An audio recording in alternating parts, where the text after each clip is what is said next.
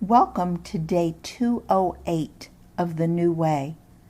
I'll read Matthew 19, 1 through 12.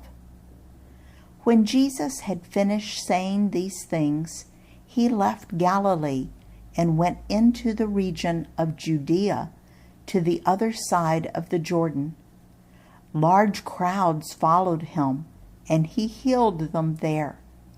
Some Pharisees came to him to test him. They asked, "Is it lawful for a man to divorce his wife for any and every reason?" "Haven't you read," he replied, "that at the beginning the Creator made them male and female, and said, 'For this reason a man will leave his father and mother and be united to his wife, and the two will become one flesh.' So they are no longer two, but one flesh. Therefore, what God has joined together, let no one separate." "Why then," they asked, "did Moses command that a man give his wife a certificate of divorce and send her away?" Jesus replied, "Moses permitted you to divorce your wives because your hearts were hard, but it was not this way from the beginning. I tell you that anyone who divorces his wife except for sexual immorality and marries another woman commits adultery." The disciples said to him, "If this is the situation between a husband and wife, it is better not to marry." Jesus replied, "Not everyone can accept this word, but only those to whom it has been given. For there are eunuchs who were born that way, and there are eunuchs who have been made eunuchs by others. And there are those who choose to live like eunuchs for the sake of the kingdom of heaven. The one who can accept this should accept it." Now I'll read Mark's version in Mark 10, 1 through 12.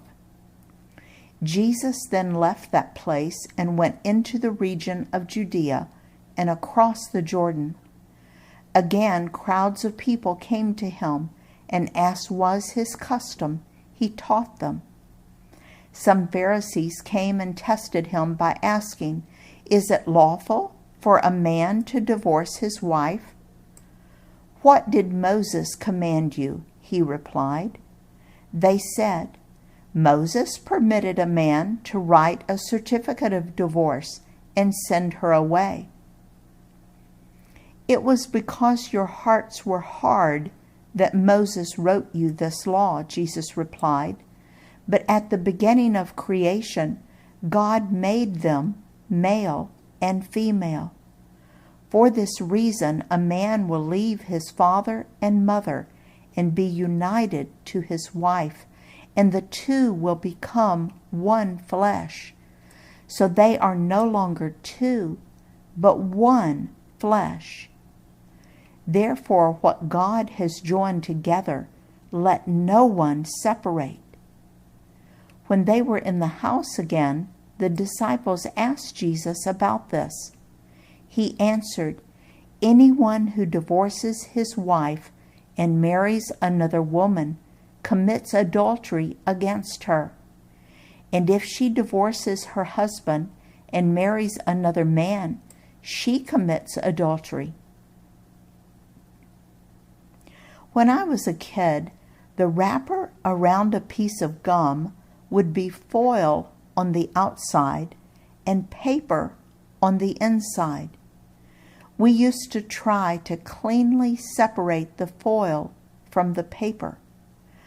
I haven't bought gum in a long time, so I'm not sure that they even make gum wrappers that way anymore.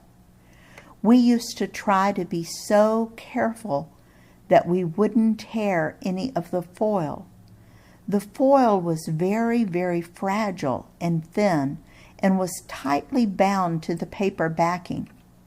Now please let me know if gum is no longer wrapped that way, and I'll try to find a better illustration.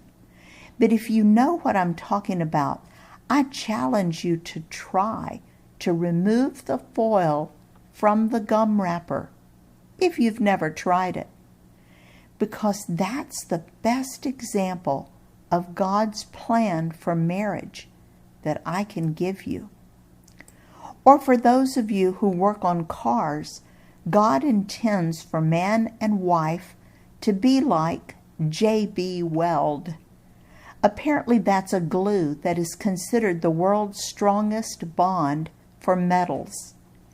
And apparently if you try to break it apart after it has set, you will break the metal, not the J.B. Weld. Sorry, I don't have any personal experience with it. I've just heard about it. The man and woman who are married are to be so tightly bonded that they are one flesh before God, just as the foil and paper serve as one wrapper around the gum. God says, don't try to separate it. Now, if you have tried this, you know that it's pretty much impossible to perfectly separate the foil from the paper. The foil will tear, and pieces will be left on the paper. That's exactly what happens when a couple divorces. Parts of each one are left on the other. It's not a clean break, and it's not pretty. Even though God will forgive you for divorce, there will be pieces of you that are missing and parts of the ex clinging to your life. That's not God's perfect plan for you. Recovery from divorce takes the rest of your life because you will be in heaven before it is completely healed. Don't let anyone tell you differently. Jesus says plainly that when you marry, it should be for life. So don't rush into it or jump into it without much prayer and thought. It will be a permanent commitment, whether you stay together or not. Our world is filled with divorce. I believe it is another sign that Jesus will return soon. Does God forgive us for divorce? Certainly. But know that it still leaves permanent damage, and that's not God's best plan for either you or your spouse. Will God forgive you for remarrying after a divorce? Certainly. But know that the permanent damage from your previous marriage comes as heavy baggage into the next marriage, and it comes with the penalty of adultery, meaning that you will always feel the shame and consequences of your previous behavior, even though God forgives you. These are heavy subjects, but the Bible wants you to be absolutely sure that you take seriously your sexuality and commitments to other people. Jesus says there are people who cannot have sex because they are born without the sexual organs necessary. And there are people who are forced into that lifestyle by the castration or the removal of the sexual organs. And there are people who choose to live without the sexual act for the sake of the kingdom of heaven. This is called celibacy. A person who chooses celibacy has chosen to not participate in sexual acts in order to serve God in a more focused way. I know this is heavy stuff. I pray that you will seek God's clear direction for the decision to marry or not to marry. God is not trying to keep you from having a relationship.